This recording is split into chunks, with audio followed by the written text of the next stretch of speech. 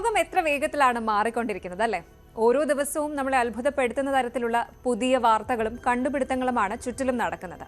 നമുക്ക് അറിയാവുന്നത് ഒരു തുള്ളി, അറിയാത്തത് ഒരു കടൽ എന്ന് പറയുന്നത് പോലെ വാർത്തകളോടൊപ്പം നമ്മൾ ഇതുവരെ കേട്ടിട്ടില്ലാത്ത ചില വിസ്മയകരമായ കാര്യങ്ങളുമാണ് ലോകയിലെന്ന്. ബംഗ്ലാദേശിൽ നിന്ന് ഇന്ന് വരുന്നത് ഒരു യുഗത്തിന്റെ അന്ത്യം കുറിക്കുന്ന വാർത്തയാണ്.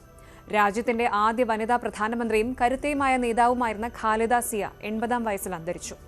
രാഷ്ട്രീയത്തിൽ ഒരു വിയോഗം നടക്കുമ്പോൾ മറ്റൊരു വശത്ത് North Korean leader Kim Jong Un ആയുധപ്പുരകൾ നിറയ്ക്കുന്ന തിരക്കിലാണ്. ശത്രുവിനെ പൂർണ്ണമായും ഇല്ലാതാക്കാൻ ശേഷിയുള്ള പുതിയ റോക്കറ്റ് ലോഞ്ചറുകൾ പരീക്ഷിച്ച് അദ്ദേഹം ലോകത്തിന് കടുത്ത മുന്നറിയിപ്പ് നൽകുകയാണ്. ഒരിടത്തു നിന്ന് നോക്കിയാൽ അപ്പുറത്ത് നാളെയെ കാണാൻ സാധിക്കുന്ന റഷ്യയ്ക്കും അമേരിക്കയും ഇടയിലുള്ള ഡയോമീഡ് ദ്വീപുകളിലെ സമയത്തിന്റെ ഒരു മാന്ത്രികത പോലെ തന്നെ അത്ഭുതപ്പെടുത്തുന്ന ഒന്നാണ് ചൈനയിലെ ടിയാൻഷാൻ ഷെങ്ലി ടണൽ. 22 കിലോമീറ്ററിലധികം നീളമുള്ള ഈ തുരങ്കം ഇത് വന്നതോടെ 7 മണിക്കൂർ നീണ്ട യാത്ര ഇപ്പോൾ വെറും 20 മിനിറ്റായി ചുരുങ്ങിയിരിക്കുകയാണ്. അപ്പോൾ ഇന്ന് നമ്മൾ സംസാരിക്കുന്നത് വെറും വാർത്തകളെക്കുറിച്ചല്ല, മറിച്ച് ലോകത്തെ ഞെട്ടിച്ച ചില വ്യക്തികളെയും വിസ്മയിപ്പിക്കുന്ന ചില കാഴ്ചകളെയും കുറിച്ചാണ്. വെൽക്കം ടു ലോക.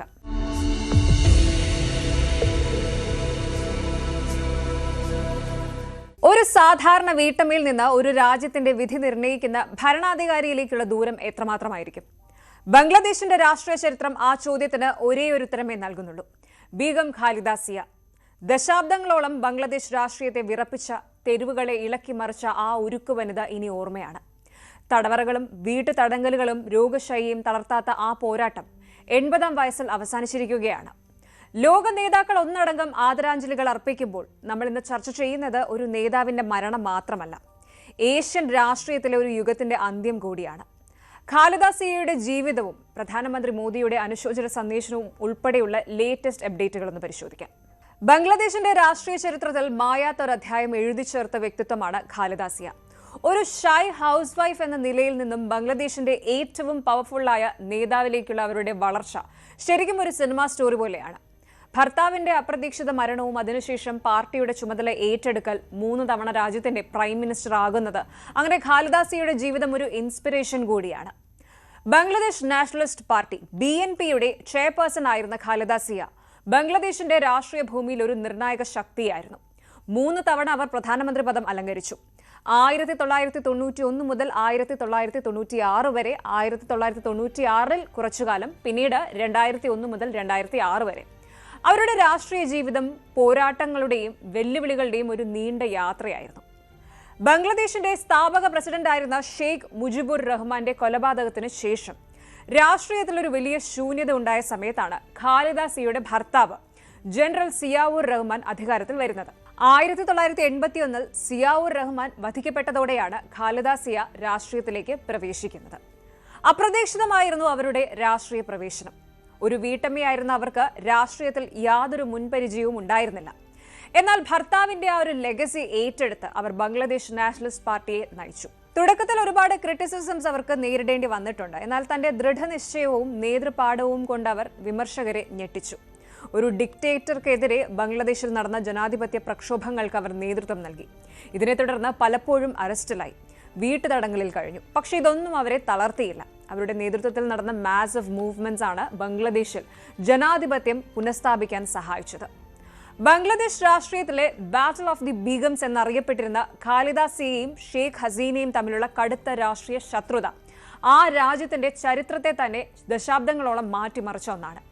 ഈ 2 വനിതാ നേതാക്കൾ തമ്മിലുള്ള പോരാട്ടം ലോക രാഷ്ട്രീയത്തിൽ തന്നെ ഏറെ ശ്രദ്ധിക്കപ്പെട്ടതുമാണ്. ബംഗ്ലാദേശിന്റെ പ്രധാനമന്ത്രി പദത്തിനായി ഇരുവരും പലതവണ ഏറ്റുമുട്ടി. ഇത് ബംഗ്ലാദേശ് രാഷ്ട്രീയത്തിന് ഒരു പുതിയ ഡൈനാമിക്സ് നൽകി. അവരുടെ അവസാന കാലം അത്ര സുഖകരമായിരുന്നില്ല. 2018-ൽ ഒരു അഴിമതി കേസിൽ ശിക്ഷിക്കപ്പെട്ട് അവർ ജയിലിലായി. ആരോഗ്യ പ്രശ്നങ്ങളെ തുടർന്ന് പിന്നീട് വീട്ടുതടങ്കലിലായിരുന്നു. ഈ അടുത്ത് അവരുടെ ആരോഗ്യനില വഷളായിരുന്നു. ധാക്കയിലെ ഒരു ആശുപത്രിയിൽ ചികിത്സയിൽ കഴിയവെയാണ് മരണം സംഭവിച്ചത്.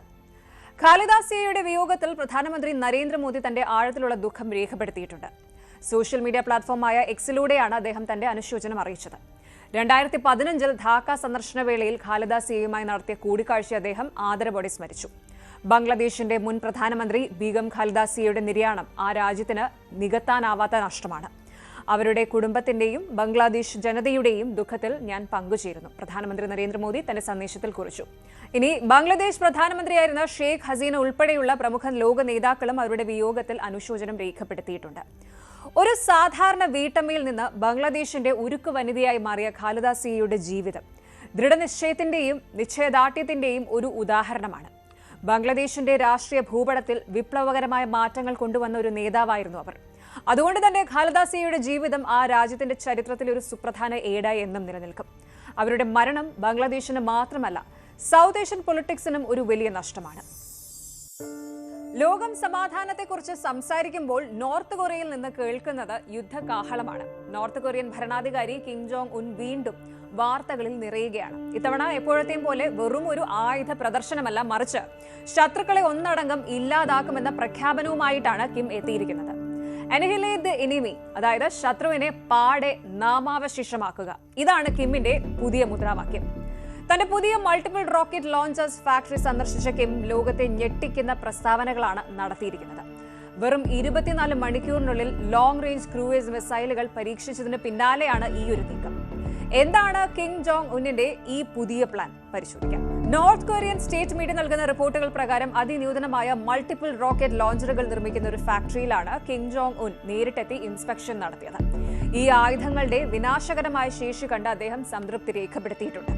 ഈ പുതിയ റോക്കറ്റ് സിസ്റ്റം കേവലം ഒരു ആയുധമല്ല, നോർത്ത് കൊറിയയുടെ പ്രതിരോധ നിരയിലെ ഏറ്റവും കരുത്തുറ്റ കണ്ണിയാണെന്ന് കിം അവകാശപ്പെടുന്നുണ്ട്. ശത്രു രാജ്യങ്ങളുടെ പ്രതിരോധ കവചങ്ങൾ ഭേദിക്കാൻ ഈ മിസൈലുകൾക്ക് സാധിക്കുമെന്ന് സൈനിക വിദഗ്ധർ വിലയിരുത്തുന്നുണ്ട്. യുദ്ധമുണ്ടായാൽ ഒരു നിമിഷം പോലും വൈകാതെ തിരിച്ചടി നൽകാൻ തങ്ങളുടെ സൈന്യം കോമ്പാറ്റ് റെഡി ആണെന്നാണ് കിം ലോകത്തിന് കാണിച്ചു കൊടുക്കുന്നത്.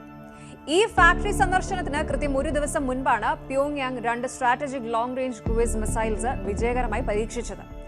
ആയിരക്കണക്കിന് കിലോമീറ്റർ ദൂരെയുള്ള ലക്ഷ്യസ്ഥാനം കൃത്യമായി തകർക്കാൻ ഈ മിസൈലുകൾക്ക് കഴിയും. വിദേശ ഭീഷണികളെ, പ്രത്യേകിച്ച് അമേരിക്കയും ദക്ഷിണ കൊറിയയും ലക്ഷ്യം വെച്ചാണ് ഇത്തരം പരീക്ഷണങ്ങൾ എന്നും വ്യക്തമാണ്. തങ്ങളുടെ ആയുധങ്ങൾ വെറും പ്രദർശനത്തിനല്ല, മറിച്ച് പ്രായോഗികമായി എപ്പോൾ വേണമെങ്കിലും ഉപയോഗിക്കാൻ കഴിയുന്നവയാണെന്ന് നോർത്ത് കൊറിയ തെളിയിക്കുകയാണ്. ഈ ആയുധങ്ങളുടെ പ്രിസിഷൻ, അതായത് കൃത്യത, ലോകത്തെ ആശങ്കയിൽ ആഴ്ത്തുന്ന ഒന്നാണ്. നമുക്കെല്ലാം അറിയാവുന്നതുപോലെ 2011 തന്റെ പിതാവായ കിം ജോങ് ഇല്ലിന്റെ മരണശേഷമാണ് കിം ജോങ് ഉൻ അധികാരമേറ്റത്. ലോകത്തിലെ തന്നെ ഏറ്റവും നിഗൂഢമായ രാജ്യമെന്ന് വിശേഷിപ്പിക്കപ്പെടുന്ന നോർത്ത് കൊറിയയെ ഒരു ന്യൂക്ലിയർ പവറാക്കി മാറ്റുക എന്നതായിരുന്നു അദ്ദേഹത്തിന്റെ ലക്ഷ്യം. ചെറുപ്പത്തിൽ സ്വിറ്റ്സർലാൻഡിൽ വിദ്യാഭ്യാസം നേടിയ കിം പിന്നീട് അധികാരത്തിലെത്തിയപ്പോൾ വളരെ അഗ്രസീവായ നിലപാടുകളാണ് സ്വീകരിച്ചത്. തന്റെ അധികാരം സംരക്ഷിക്കാനും രാജ്യത്തിന്റെ സൈനിക ശക്തി വർദ്ധിപ്പിക്കാനും അദ്ദേഹം യാതൊരു വിട്ടുവീഴ്ചയും ചെയ്തിട്ടില്ല. ഉപരോധങ്ങൾ എത്ര കടുത്താലും ആയുധ പരീക്ഷണങ്ങൾ നിർത്തിവെക്കാൻ കിം തയ്യാറല്ല. എന്തുകൊണ്ടാണ് ഈ ഒരു നീക്കം അന്താരാഷ്ട്ര തലത്തിൽ ഇത്ര വലിയ ചർച്ചയാകുന്നത്? ദക്ഷിണേഷ്യൻ മേഖലയിൽ സമാധാനം തകർക്കാൻ ഇത്തരം നീക്കങ്ങൾ കാരണമാകുമെന്ന് അമേരിക്കയും ജപ്പാനും ഭയപ്പെടുന്നു. ഈ പുതിയ റോക്കറ്റ് ലോഞ്ചറുകൾക്ക് ദക്ഷിണ കൊറിയയിലെ പ്രധാന നഗരങ്ങളെ ലക്ഷ്യം വെക്കാൻ വളരെ എളുപ്പത്തിൽ സാധിക്കും. ഇതൊരു വലിയ ആംസ് റേസ് അല്ലെങ്കിൽ ആയുധ മത്സരത്തിന് വഴിതെളിയിക്കുന്നുണ്ട്. കിമ്മിന്റെ ഓരോ വാക്കും ഓരോ പരീക്ഷണവും ലോകത്തെ 3ാം ലോക മഹായുദ്ധത്തിന്റെ വക്കിലേക്ക് എത്തിക്കുന്നുണ്ടോ എന്ന് പലരും സംശയിക്കുന്നുണ്ട്. നോർത്ത് കൊറിയയിൽ നിന്ന് വരുന്ന ഈ വാർത്തകൾ കേവലം ഒരു ആയുധ പരീക്ഷണ റിപ്പോർട്ട് മാത്രമല്ല, മറിച്ച് ലോകം ഒരു വലിയ ഗ്ലോബൽ പവർ ഷിഫ്റ്റിലേക്ക് നീങ്ങുന്നു എന്നതിന്റെ വ്യക്തമായ സൂചനയാണിത്. കിം ജോങ് ഉന്നിന്റെ ഈ അഗ്രസീവ് വെപ്പൺ പുഷ് ദക്ഷിണേഷ്യൻ മേഖലയിലെ മാത്രം പ്രശ്നമല്ല. ശരിക്കും റഷ്യയുമായുള്ള നോർത്ത് കൊറിയയുടെ വർദ്ധിച്ചു വരുന്ന സഹകരണവും തങ്ങളുടെ ആയുധങ്ങൾ അല്ലെങ്കിൽ ശത്രുക്കളെ ഇല്ലാതാക്കാൻ പ്രാപ്തമാണെന്ന പ്രഖ്യാപനവും അമേരിക്കയ്ക്കും സഖ്യകക്ഷികൾക്കും വലിയൊരു ചലഞ്ച് തന്നെയാണ്. ഒരു ഭാഗത്ത് യുദ്ധങ്ങൾ കൊടുമ്പിരി കൊള്ളുമ്പോൾ മറുഭാഗത്ത് ഇത്തരം അത്യാധുനിക റോക്കറ്റ് സിസ്റ്റംസ് വൻതോതിൽ ഉൽപ്പാദിപ്പിക്കപ്പെടുന്നത് ലോകത്തെ ഒരു ന്യൂക്ലിയർ ഡൊമിനോ ഇഫക്റ്റിലേക്ക് നയിക്കുമോ എന്ന് പലരും ഭയപ്പെടുന്നുണ്ട്. സമാധാന ചർച്ചകൾക്കും നയതന്ത്ര നീക്കങ്ങൾക്കും കിം ജോങ് ഉൻ ഇപ്പോൾ തയ്യാറല്ല എന്ന് തന്നെയാണ് ഈ പരീക്ഷണങ്ങൾ സൂചിപ്പിക്കുന്നത്. വരും മാസങ്ങളിൽ നോർത്ത് കൊറിയയിൽ നിന്ന് കൂടുതൽ വലിയ സൈനിക നീക്കങ്ങൾ പ്രതീക്ഷിക്കേണ്ടിയിരിക്കുന്നു. നമ്മൾ എല്ലാവരും ടൈം ട്രാവലിനെ കുറിച്ച് കേട്ടിട്ടുണ്ട്. സിനിമകളിൽ മാത്രം കാണുന്ന ഒന്നാണല്ലോ ഇത്. എന്നാൽ സയൻസ് ഫിക്ഷൻ സിനിമകളെ വെല്ലുന്ന ഒരു സംഗതി നമ്മുടെ ഭൂമിയിലുണ്ട്. നിങ്ങൾ നിൽക്കുന്ന സ്ഥലത്ത് നിന്ന് വെറും 4 കിലോമീറ്റർ അപ്പുറത്തേക്ക് നോക്കിക്കഴിഞ്ഞാൽ നാളെയെ കാണാൻ പറ്റുമെന്ന് പറഞ്ഞാൽ വിശ്വസിക്കും. അതെ, അങ്ങനെ ഒരിടമുണ്ട് ഭൂമിയിൽ. അമേരിക്കയ്ക്കും റഷ്യയ്ക്കും ഇടയിലുള്ള ഡയമീഡ് ഐലൻഡ്സ്. ഒരേ സമയം 2 രാജ്യങ്ങൾ, 2 ഭൂഖണ്ഡങ്ങൾ, അതിലുമുപരി 2 കാലണ്ടർ ദിവസങ്ങൾ. എന്താണ് ഈ ദ്വീപുകളുടെ രഹസ്യം? പരിശോധിക്കാം. അലാസ്കയ്ക്കും സൈബീരിയയ്ക്കും ഇടയിലുള്ള ബെറിംഗ് കടലിടുക്കിലാണ് ഈ 2 ഐലൻഡുകൾ ഉള്ളത്. ഇതിൽ വലുത് റഷ്യയുടെ ഭാഗമായ ബിഗ് ഡയമീഡ് എന്നും ചെറുത് അമേരിക്കയുടെ ഭാഗമായ ലിറ്റിൽ ഡയമീഡ് എന്നുമാണ് അറിയപ്പെടുന്നത്. ഇവ തമ്മിലുള്ള ഡിസ്റ്റൻസ് കേവലം 4 കിലോമീറ്ററിൽ താഴെ മാത്രമാണ്. നഗ്ന നേത്രങ്ങൾ കൊണ്ട് നോക്കിയാൽ അപ്പുറത്തെ ദ്വീപ് ക്ലിയർ ആയിട്ട് കാണാനും സാധിക്കും. പക്ഷെ കൗതുകം അവിടെയല്ല. ഈ 2 ഐലൻഡ്സിന്റെ ഇടയിലൂടെയാണ് അന്താരാഷ്ട്ര തീയതി രേഖ അഥവാ ഇന്റർനാഷണൽ ഡേറ്റ് ലൈൻ കടന്നു പോകുന്നത്. അതുകൊണ്ട് തന്നെ ഈ 2 സ്ഥലങ്ങൾ തമ്മിൽ ഏകദേശം 21 മണിക്കൂർ സമയ വ്യത്യാസമുണ്ട്. ലിറ്റിൽ ഡയമണ്ടിൽ ഇന്ന് ശനിയാഴ്ച ഉച്ചയാണെങ്കിൽ അവിടെ നിന്ന് നോക്കിയാൽ കാണുന്ന ബിഗ് ഡയമണ്ടിൽ അത് ഞായറാഴ്ച ഉച്ചയായിരിക്കും. അതുകൊണ്ടാണ് ലിറ്റിൽ ഡയമണ്ടിനെ യെസ്റ്റർഡേ ഐലൻഡ് എന്നും ബിഗ് ഡയമണ്ടിനെ ടുമോറോ ഐലൻഡ് എന്നും വിളിക്കുന്നത്. ശരിക്കും ഒരു മാജിക് പോലെ തോന്നുന്നില്ലേ? ചരിത്രപരമായി നോക്കുകയാണെങ്കിൽ ഈ 2 ദ്വീപുകളും ഒരു കാലത്ത് ഒരേ സംസ്കാരത്തിന്റെയും ജനതയുടെയും ഭാഗമായിരുന്നു. തദ്ദേശീയരായ ഇനൂപിക് ജനത ഈ 2 ദ്വീപുകളിലും സ്വതന്ത്രമായി സഞ്ചരിക്കുകയും വേട്ടയാടുകയും ഒക്കെ ചെയ്തിരുന്നു. എന്നാൽ 19ാം നൂറ്റാണ്ടിൽ റഷ്യ അലാസ്കയെ അമേരിക്കയ്ക്ക് വിറ്റതോടെ ഈ ദ്വീപുകളുടെ വിധി മാറുകയായിരുന്നു. കോൾഡ് വാർ കാലത്ത് ഇതിനിടയിലുള്ള കടൽ പ്രദേശം ഐസ് കർട്ടൺ എന്നാണ് അറിയപ്പെട്ടിരുന്നത്. 2ാം ലോക മഹായുദ്ധത്തിന് ശേഷം റഷ്യ ബിഗ് ഡയമണ്ടിലെ ആളുകളെ മുഴുവൻ അവിടെ നിന്നും മാറ്റി അതൊരു മിലിറ്ററി ബേസ് ആക്കി മാറ്റി. ഇന്ന് അവിടെ സാധാരണക്കാർക്ക് പ്രവേശനമില്ല. എന്നാൽ അമേരിക്കയുടെ ലിറ്റിൽ ഡയമണ്ടിൽ ഇന്ന് 100ഓളം തദ്ദേശീയർ താമസിക്കുന്നുണ്ട്. ലിറ്റിൽ ഡയമണ്ടിലെ ജീവിതം അത്ര എളുപ്പമല്ല. അതിശൈത്യത്തോടും കഠിനമായ കാറ്റിനോടും പൊരുതിയാണ് ഇവർ ജീവിക്കുന്നത്. കടൽ മഞ്ഞ് ഉറച്ചാൽ മാത്രമാണ് പുറം ലോകവുമായി അവർക്കൊരു കണക്ഷൻ ഉണ്ടായിരുന്നത്. എന്നാൽ ഇപ്പോൾ ക്ലൈമറ്റ് ചേഞ്ച് കാരണം മഞ്ഞ് പഴയ പോലെ ഉറയ്ക്കുന്നില്ല. അതുകൊണ്ട് ഹെലികോപ്റ്ററുകൾ മാത്രമാണ് അവർക്ക് ഏക ആശ്രയം. ഭക്ഷണ സാധനങ്ങൾ എത്തിക്കുന്നതിനും ചികിത്സാ ആവശ്യങ്ങൾക്കും ഇവർ ഹെലികോപ്റ്ററിനെ തന്നെ ആശ്രയിക്കുന്നു. സമുദ്രനിരപ്പ് ഉയരുന്നത് ഈ ചെറിയ ദ്വീപിലെ ആവാസ വ്യവസ്ഥയെ അപകടത്തിലാക്കുന്നുണ്ട്. ആധുനിക ലോകം സൃഷ്ടിക്കുന്ന മലിനീകരണവും ആഗോള താപനവും എങ്ങനെയാണ് ദൂരെയുള്ള ഒരു കൊച്ചു ഐലൻഡിലെ ജീവിതം മാറ്റിമറിക്കുന്നത് എന്നതിന്റെ ഒരു ക്ലിയർ എക്സാമ്പിൾ ആണിത്. മറ്റൊരു രസകരമായ സംഭവമുണ്ട്. ഒരു കാര്യം എന്ന് പറയുന്നത്, വിന്റർ സീസണിൽ കടൽവെള്ളം ഉറഞ്ഞ് കട്ടിയാകുമ്പോൾ ഈ 2 ദ്വീപുകൾക്കിടയിൽ ഒരു മഞ്ഞുപാലം ഐസ് ബ്രിഡ്ജ് രൂപപ്പെടാറുണ്ട്. വേണമെങ്കിൽ ഒരാൾക്ക് നടന്ന് അമേരിക്കയിൽ നിന്ന് റഷ്യയിലേക്ക് പോകാം. പക്ഷെ അതൊരു വലിയ ക്രിമിനൽ ഒഫൻസ് ആണ്. അതിർത്തി ലംഘിച്ചാൽ ഉടൻ തന്നെ പിടികൂടാൻ ഇരു രാജ്യങ്ങളുടെയും ബോർഡർ സെക്യൂരിറ്റി അവിടെ എപ്പോഴും ജാഗ്രതയിലാണ്. പ്രകൃതി ഒരുക്കുന്ന പാതകൾ പോലും രാഷ്ട്രീയ അതിർവരമ്പുകൾക്ക് മുന്നിൽ നിസ്സഹായമാകുന്ന ഒരു കാഴ്ചയാണ്. ഇനി ഈ 2 ദ്വീപുകൾക്കിടയിലെ മഞ്ഞുരുകാൻ ശ്രമിച്ച ഒരു ചരിത്ര നിമിഷമുണ്ട്. 1987 അമേരിക്കൻ നീന്തൽ താരം ലിൻ കൂക്കസ് നടത്തിയ സാഹസികമായ നീന്തൽ ലോക ശ്രദ്ധ പിടിച്ചുപറ്റിയിരുന്നു. അത്യന്തം തണുപ്പുള്ള വെള്ളത്തിലൂടെ ലിറ്റിൽ ഡയമണ്ടിൽ നിന്നും ബിഗ് ഡയമണ്ടിലേക്ക് അവർ നീന്തി കയറി. ശീതയുദ്ധത്തിന്റെ ആ ഉച്ചസ്ഥായിൽ അമേരിക്കയും സോവിയറ്റ് യൂണിയനും തമ്മിലുള്ള പിരിമുറുക്കം കുറയ്ക്കാൻ ഈ ഒരു നീക്കം ഒരു പരിധിവരെ സഹായിച്ചു. അന്നത്തെ അമേരിക്കൻ പ്രസിഡന്റ് റൊണാൾഡ് റീഗനും സോവിയറ്റ് നേതാവ് മിഖായിൽ ഗോർബച്ചേവും ഒരുപോലെ ലിൻ കൂക്കസിനെ അഭിനന്ദിച്ചു. വെറും 2 മൈൽ ദൂരം നീന്തുന്നത് വഴി ലോക സമാധാനത്തിന്റെ പുതിയൊരു പാത തുറക്കുകയാണ് അവർ ചെയ്തത്. മനുഷ്യർ തീർത്ത അതിർവരമ്പുകൾക്കും അപ്പുറം സാഹോദര്യത്തിന് സ്ഥാനമുണ്ടെന്ന് ആ നീന്തൽ ലോകത്തെ ഓർമ്മിപ്പിച്ചു. ഇനി വന്യജീവി സമ്പത്തിന്റെ കാര്യത്തിലും ഈ പ്രദേശം ഏറെ സവിശേഷതകൾ നിറഞ്ഞതാണ്. മനുഷ്യർക്ക് പ്രവേശനം കുറവായതിനാൽ ബിഗ് ഡയമണ്ടും പരിസര പ്രദേശങ്ങളും അപൂർവ ഇനം പക്ഷികളുടെയും കടൽ ജീവികളുടെയും സങ്കേതമാണ്. പഫിൻസ്, ഓക്ലിഡ്സ് തുടങ്ങിയ പക്ഷികൾ ഈ പാറക്കൂട്ടങ്ങളിൽ വൻതോതിൽ പ്രജനനം നടത്തുന്നു. അതുപോലെ സമുദ്രത്തിൽ വാൽറസുകളും സീലുകളും തിമിംഗലങ്ങളും യഥേഷ്ടം വിഹരിക്കുന്നു. ലിറ്റിൽ ഡയമണ്ടിലെ തദ്ദേശീയർ തങ്ങളുടെ ഉപജീവനത്തിനായി ഈ ജീവികളെയാണ് ആശ്രയിക്കുന്നത്. ശരിക്കും ഡയമണ്ട് ദ്വീപുകൾ നമുക്ക് നൽകുന്ന പാഠം വൈരുദ്ധ്യങ്ങളുടേതാണ്. ഭൂമിശാസ്ത്രപരമായി ഇത്രയും അടുത്ത് കിടക്കുന്ന 2 സ്ഥലങ്ങൾ എങ്ങനെയാണ് സമയം കൊണ്ടും രാഷ്ട്രീയം കൊണ്ടും ഇത്രയും അകന്നു പോകുന്നത് എന്നത് വിസ്മയകരമാണ്. ഈ ദ്വീപുകൾ നമ്മളെ ചിന്തിപ്പിക്കുന്നത് പ്രകൃതിയുടെ അത്ഭുതങ്ങളെക്കുറിച്ചും മനുഷ്യൻ സൃഷ്ടിച്ച അതിർവരമ്പുകളെക്കുറിച്ചുമാണ്. സമയം എന്നത് വെറും ഒരു സങ്കല്പം മാത്രമാണെന്നും അത് സ്ഥലത്തിനനുസരിച്ച് മാറിക്കൊണ്ടിരിക്കുമെന്നും ഡയമണ്ട് ദ്വീപുകൾ നമ്മളെ ഓർമ്മിപ്പിക്കുന്നു. സാങ്കേതികമായി പുരോഗമിക്കുമ്പോഴും പ്രകൃതിയുടെ നിയമങ്ങൾക്ക് മുന്നിൽ നാം എത്ര ചെറുതാണെന്ന് ഈ ദ്വീപുകളിലെ ജീവിതം നമ്മെ ഓർമ്മിപ്പിക്കുന്നു. ഇത്രയടുത്ത് നിൽക്കുന്ന 2 ഭൂവിഭാഗങ്ങൾക്കിടയിലെ ഐസ് കർട്ടൺ എന്നെങ്കിലും പൂർണ്ണമായി നീക്കം ചെയ്യപ്പെടുമോ എന്നും ഈ 2 ദ്വീപുകളും വീണ്ടും പഴയതുപോലെ ഒരു ജനതയുടെ ആവാസ കേന്ദ്രമായി മാറുമോ എന്നതും കാലം തെളിയിക്കേണ്ട കാര്യമാണ്. പ്രകൃതിയും മനുഷ്യനും വരച്ച അതിർവരമ്പുകൾ ഒത്തുചേരുന്ന ലോകത്തിലെ വിസ്മയമാണ് ഡയമണ്ട് ദ്വീപുകൾ. ഒരേ സൂര്യനും ഒരേ കാറ്റും അനുഭവിക്കുമ്പോഴും സമയം കൊണ്ട് 2 ദിവസങ്ങളിൽ ജീവിക്കുന്ന ഈ മനുഷ്യർ ശരിക്കും ഒരു വണ്ടർ തന്നെയാണ്.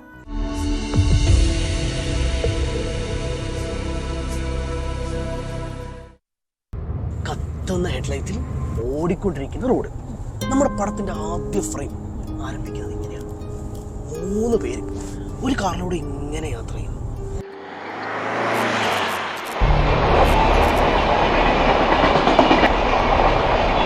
പെട്ടെന്ന് ഇതാ എന്തോ കണ്ട് ബ്രേക്ക് ചവിട്ടുന്നു. എന്തുവാടേ അവനല്ലേ പറഞ്ഞത്, നീ എന്തിനാ ചവിട്ടുന്നേ?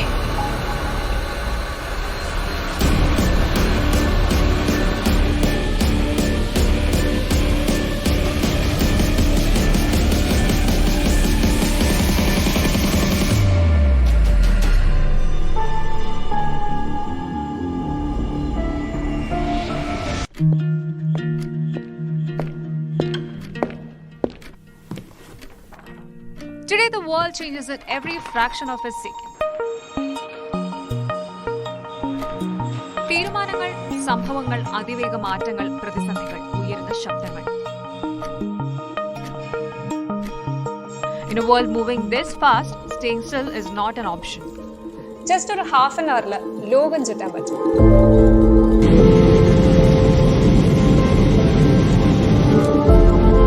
Maybe possible in future. ഇതിപ്പോ ഇത്ര സിമ്പിൾ ആയിട്ട് പറയാൻ ഞാൻ ഇലോൺ മസ്ക് ഒന്നല്ലല്ലോ. But I can offer something good. അരമണിക്കൂറിൽ ലോകം നിങ്ങളിലേക്ക് എത്തിക്കാം.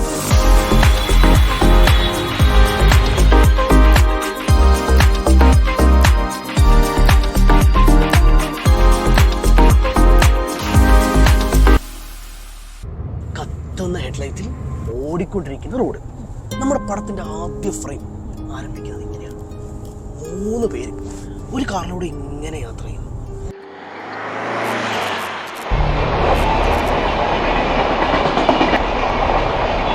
പെട്ടെന്ന് ഇതാ എന്തോ കണ്ട് break ചവിട്ടുന്നു.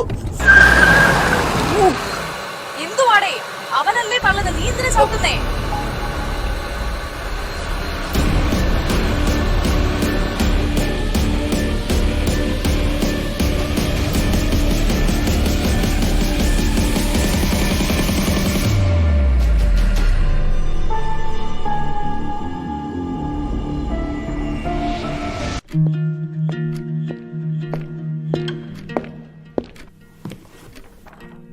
Today, the world changes at every fraction of a second. തീരുമാനങ്ങൾ, സംഭവങ്ങൾ, അതിവേഗ മാറ്റങ്ങൾ, പ്രതിസന്ധികൾ, ഉയരുന്ന ശബ്ദങ്ങൾ. In a world moving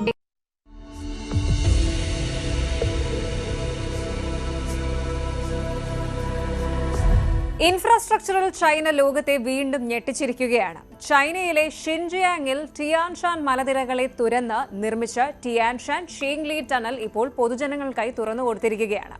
വെറുമൊരു തുരങ്കമല്ല ഇത്. ലോകത്തിലെ ഏറ്റവും നീളമേറിയ എക്സ്പ്രസ് വേ ടണൽ എന്ന റെക്കോർഡ് ഇനി ഈ പാതയ്ക്കാണ്. 22 കിലോമീറ്ററിലധികം നീളമുള്ള ഈ തുരങ്കം എഞ്ചിനീയറിംഗ് വിസ്മയം തന്നെയാണ്. എന്താണ് ഈ ടണലിന്റെ പ്രത്യേകതകൾ, എന്തൊക്കെയായിരുന്നു ഇതിലെ വെല്ലുവിളികൾ പരിശോധിക്കാം. ടിയാൻഷാൻ മലനിരകൾ വടക്കൻ ഷിൻജിയാങ്ങിനെയും അതുപോലെ തെക്കൻ ഷിൻജിയാങ്ങിനെയും വേർതിരിക്കുന്ന ഒരു വൻ മതിൽ പോലെയായിരുന്നു. പണ്ട് ഈ മലകൾ കടന്നു പോകുക എന്നത് ഏതൊരു ഡ്രൈവർക്കും ഒരു പേടി സ്വപ്നമായിരുന്നു. കൊടും മഞ്ഞുവീഴ്ചയും ഉരുൾപൊട്ടലും കാരണം മണിക്കൂറുകളോളം ഗതാഗതം തടസ്സപ്പെടുമായിരുന്നു. ഈ പദ്ധതിയുടെ നിർമ്മാണം നേരിട്ട വെല്ലുവിളികൾ അവിശ്വസനീയമാണ് കേട്ടോ. വീതി കുറഞ്ഞതും വളഞ്ഞു പുളഞ്ഞതുമായ മലമ്പാതകളിലൂടെയുള്ള യാത്ര മണിക്കൂറുകളോളം നീളുന്നതായിരുന്നു. എന്ന് മാത്രമല്ല, സമുദ്രനിരപ്പിൽ നിന്ന് ഉയരം കാരണം കടുത്ത മഞ്ഞുവീഴ്ചയും ഉരുൾപൊട്ടലും പതിവായിരുന്നു. നേരത്തെ പറഞ്ഞ പോലെ കാലാവസ്ഥ മോശമാകുന്ന നിമിഷം ഗതാഗതം പൂർണ്ണമായും തടസ്സപ്പെടുകയും ജനങ്ങൾ ഒറ്റപ്പെട്ടു പോവുകയും ചെയ്യുന്ന അവസ്ഥയായിരുന്നു അവിടെ നിലനിന്നിരുന്നത്. എന്നാൽ ഈ പ്രതിസന്ധികളെല്ലാം മറികടന്നാണ് ചൈന ഈ ടണൽ പണിതീർത്തത്. സമുദ്രനിരപ്പിൽ നിന്ന് 3000 മീറ്റർ ഉയരത്തിൽ -42 ഡിഗ്രി സെൽഷ്യസ് തണുപ്പിലാണ് ഇതിന്റെ പണി നടന്നത്. ആയിരക്കണക്കിന് മീറ്റർ ആഴത്തിൽ 16ഓളം ഫോൾട്ട് സോൺസ് അല്ലെങ്കിൽ ഭൗമപാളികളുടെ വിള്ളലുകൾ മുറിച്ചു കടന്നാണ് ഈ ടണൽ കടന്നുപോകുന്നത്. പാറകളുടെ അസ്ഥിരതയും അപ്രതീക്ഷിതമായി ഉണ്ടാകുന്ന ഭൂചലന സാധ്യതകളും മുൻനിർത്തി അത്യാധുനിക ടണൽ ബോറിംഗ് മെഷീനുകളും തത്സമയ നിരീക്ഷണ സംവിധാനങ്ങളും നിർമ്മാണവേളയിൽ ഉപയോഗിച്ചിരുന്നു. ഒരു പ്രദേശത്തിന്റെ സാമ്പത്തിക ഭൂപടത്തെ മാറ്റിമറിക്കാൻ ഇൻഫ്രാസ്ട്രക്ചർ പ്രൊജക്ടുകൾക്ക് എങ്ങനെ സാധിക്കുമെന്ന് ഈ പദ്ധതി അടിവരയിടുന്നു. ഉറുംഖിയിൽ നിന്ന് യൂലിയിലേക്കും കോർലയിലേക്കുമുള്ള യാത്ര ദുസ്സഹമായിരുന്ന ഈ കാലഘട്ടത്തിനാണ് ടിയാൻഷാൻ ഷീങ്ലി ടണലിന്റെ വരവോടെ അന്ത്യമായത്. ഉറുംഖി യൂലി എക്സ്പ്രസ് വേയുടെ ഭാഗമായ ഈ തുരങ്കം വടക്കും തെക്കും തമ്മിലുള്ള ദൂരത്തെ കേവലം മിനിറ്റുകളിലേക്ക് ചുരുക്കി മാറ്റിയിരിക്കുകയാണ്. ഈ പ്രൊജക്ട് പ്രധാനമായും 2 വേൾഡ് റെക്കോർഡുകളാണ് സ്വന്തമാക്കിയത്. ഒന്ന് ഏറ്റവും നീളമേറിയ ഹൈവേ ടണൽ എന്നത്, രണ്ടാമത്തേത് ഇതിനുള്ളിലെ ഡീപ്പസ്റ്റ് വെർട്ടിക്കൽ ഷാഫ്റ്റ്. വായുസഞ്ചാരത്തിനും എമർജൻസി ആവശ്യങ്ങൾക്കുമായി 700 മീറ്ററിലധികം ആഴമുള്ള 11 വലിയ പൈപ്പുകൾ അഥവാ വെർട്ടിക്കൽ ഷാഫ്റ്റുകൾ ഇതിൽ നിർമ്മിച്ചിട്ടുണ്ട്. തുരങ്കത്തിനുള്ളിൽ വായുസഞ്ചാരത്തിനും അടിയന്തര രക്ഷാപ്രവർത്തനങ്ങൾക്കുമായിട്ടാണ് ഇവ നിർമ്മിച്ചിരിക്കുന്നത്. തൊഴിലാളികളെയും നിർമ്മാണ സാമഗ്രികളെയും തുരങ്കത്തിന്റെ ആഴങ്ങളിലേക്ക് എത്തിക്കുന്നതിനും ഈ ഷാഫ്റ്റുകൾ നിർണായക പങ്കുവഹിച്ചു. 5 വർഷത്തിലധികം നീണ്ടുനിന്ന കഠിന പ്രയത്നത്തിനൊടുവിലാണ് ഈ സ്വപ്ന പദ്ധതി പൂർത്തിയായത്. തുരങ്കത്തിനുള്ളിലെ സുരക്ഷാ സംവിധാനങ്ങൾ അത്യാധുനികമാണ്. ഗതാഗതം സുഗമമാക്കുന്നതിനായി 2 പ്രത്യേക ട്യൂബുകളായിട്ടാണ് തുരങ്കം രൂപകൽപ്പന ചെയ്തിരിക്കുന്നത്. ഓരോ ട്യൂബും ഓരോ ദിശയിലേക്കുള്ള വാഹനങ്ങൾക്കായി നീക്കിവച്ചിരിക്കുന്നു. യാത്രക്കാരുടെ സുരക്ഷയ്ക്കായി അതിനൂതനമായ സെൻസർ ലൈറ്റിംഗ് സിസ്റ്റമാണ് ഇവിടെയുള്ളത്. പുറത്തെ വെളിച്ചത്തിനനുസരിച്ച് തുരങ്കത്തിനുള്ളിലെ ലൈറ്റ് അഡ്ജസ്റ്റ് ചെയ്യപ്പെടും. ഇത് ഡ്രൈവർമാരുടെ കണ്ണുകൾക്കുണ്ടാകുന്ന ആയാസം കുറയ്ക്കാൻ സഹായിക്കും. സ്ഥിരമായ വായുസഞ്ചാരം ഉറപ്പാക്കുന്നതിലൂടെ ഓക്സിജന്റെ അളവ് കൃത്യമായി നിലനിർത്താനും വാഹനങ്ങളിൽ നിന്നുള്ള പുക പുറന്തള്ളാനും സാധിക്കുന്നു. ഓരോ നിശ്ചിത ദൂരത്തിലും ഫയർ സേഫ്റ്റി ഉപകരണങ്ങൾ, നിരീക്ഷണ ക്യാമറകൾ, അടിയന്തര സാഹചര്യങ്ങളിൽ വാഹനങ്ങൾ നിർത്തിയിടാനുള്ള ബേകൾ എന്നിവ സജ്ജീകരിച്ചിട്ടുണ്ട്. യാത്രാ സമയത്തിലുണ്ടായ വൻ കുറവാണ് ഈ തുരങ്കത്തിന്റെ ഏറ്റവും വലിയ നേട്ടമെന്ന് പറയുന്നത്.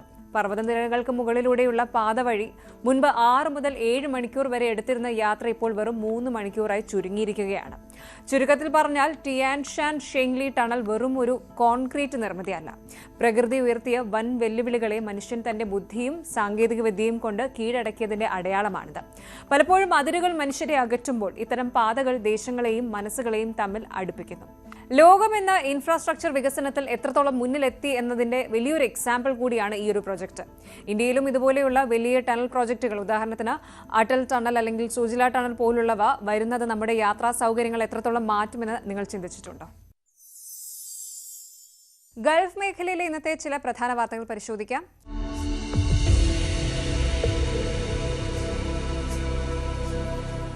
ഒമാൻ, കുവൈറ്റ്, ഖത്തർ തുടങ്ങിയ രാജ്യങ്ങളിൽ തണുപ്പ് കടുക്കുന്നു. ഒമാനിലെ മസ്കറ്റിൽ താപനില 16 ഡിഗ്രി സെൽഷ്യസായി കുറഞ്ഞപ്പോൾ കുവൈറ്റിന്റെ ഉൾപ്രദേശങ്ങളിൽ മഞ്ഞുവീഴ്ചയ്ക്കും സാധ്യതയുണ്ടെന്ന് കാലാവസ്ഥാ നിരീക്ഷണ കേന്ദ്രം അറിയിച്ചു. റിയാദ്, ഖാസിം, ഹായിൽ തുടങ്ങിയ പ്രദേശങ്ങളിൽ താപനില 3 ഡിഗ്രി സെൽഷ്യസ് മുതൽ -1 ഡിഗ്രി സെൽഷ്യസ് വരെ താഴാൻ സാധ്യതയുള്ളതിനാൽ അതീവ ജാഗ്രതാ നിർദ്ദേശം നൽകിയിട്ടുണ്ട്.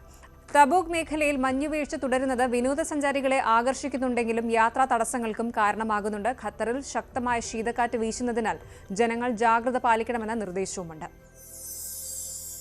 ഒമാൻ പുതിയതായി നടപ്പിലാക്കിയ ടാക്സ് അതോറിറ്റി പരിഷ്കാരങ്ങൾ ബിസിനസ് മേഖലയ്ക്ക് കരുത്താകുകയാണ്. നികുതി കൃത്യമായി അടയ്ക്കുന്ന വ്യക്തികൾക്കും സ്ഥാപനങ്ങൾക്കുമായി Oman Tax Authority tax excellence card പുറത്തിറക്കി. ഈ കാർഡുള്ളവർക്ക് സർക്കാർ സേവനങ്ങളിൽ മുൻഗണനയും പ്രത്യേക ഇളവുകളും ലഭിക്കും. സുതാര്യമായ സാമ്പത്തിക ഇടപാടുകൾ പ്രോത്സാഹിപ്പിക്കുകയാണ് ഇതിലൂടെ ലക്ഷ്യമിടുന്നത്. നിലവിൽ ഒമാനിൽ വ്യക്തിഗത വരുമാന നികുതിയില്ല. 2028 മുതൽ മാത്രം നടപ്പിലാക്കാൻ പോകുന്ന പുതിയ വരുമാന നികുതി നിയമത്തിൽ പ്രതിവർഷം 42,000 ഒമാനി റിയാലിന് മുകളിൽ വരുമാനമുള്ളവർക്ക് മാത്രമാണ് 5% നികുതി ഏർപ്പെടുത്തിയിരിക്കുന്നത്. ഇത് സാധാരണക്കാരായ പ്രവാസികൾ ആശ്വാസമാണ്. സ്വദേശികൾക്കും മലയാളി പ്രവാസികൾക്കും ആശ്വാസമായി ദുബായിൽ സ്വർണ്ണവില കുറഞ്ഞു. ഡിസംബർ അവസാന വാരത്തിൽ ദുബായ് സ്വർണ്ണ വിപണിയിൽ വിലയിൽ ചെറിയ ചാഞ്ചാട്ടങ്ങൾ ദൃശ്യമായിരുന്നു. കേരളത്തിലെ വിലയുമായി താരതമ്യം ചെയ്യുമ്പോൾ പവന് വലിയ ലാഭമാണ് ഇപ്പോൾ UAEയിൽ ലഭിക്കുന്നത്. ഡിസംബർ 30-ന് ദുബായിൽ 24 ക്യാരറ്റ് സ്വർണ്ണത്തിന് ഗ്രാമിന് ഏകദേശം 526.25 ദിർഹം ആണ് രേഖപ്പെടുത്തിയത്. ഇത് മുൻ ദിവസത്തെ അപേക്ഷിച്ച് നേരിയ വർധനവാണെങ്കിലും മാസത്തിന്റെ തുടക്കത്തിലെ റെക്കോർഡ് വില ഗ്രാമിന് 546 ദിർഹത്തിന് മുകളിൽ താരതമ്യം ചെയ്യുമ്പോൾ കുറവാണ്. ഇതുകൂടാതെ വിസിറ്റിംഗ് വിസയിൽ എത്തുന്നവർക്ക് എയർപോർട്ടിൽ നിന്നും 5% വാറ്റ് തുക തിരികെ ലഭിക്കുന്ന ആനുകൂല്യവും സ്വർണം വാങ്ങുന്നത് വർദ്ധിപ്പിച്ചിട്ടുണ്ട്. UAEയിൽ പുതുതായി പുറത്തിറക്കിയ ഫെഡറൽ ഡിഗ്രി നിയമം വിദ്യാഭ്യാസ മേഖലയിൽ വലിയ മാറ്റങ്ങൾ കൊണ്ടുവരുന്നു. ദേശീയ വിദ്യാഭ്യാസ പാഠ്യപദ്ധതി ഏകീകരിക്കുന്നതിനായി UAE ആദ്യമായി ഫെഡറൽ നിയമം പുറത്തിറക്കിയിരിക്കുകയാണ്. സ്വകാര്യ വിദ്യാഭ്യാസ മേഖല കൂടുതൽ സുതാര്യമാക്കാനും ഗുണനിലവാരം ഉറപ്പാക്കാനും ലക്ഷ്യമിട്ടുള്ള ഈ നിയമം പ്രവാസി വിദ്യാർത്ഥികൾക്കും രക്ഷിതാക്കൾക്കും ഗുണകരമാകുമെന്നാണ് വിലയിരുത്തൽ.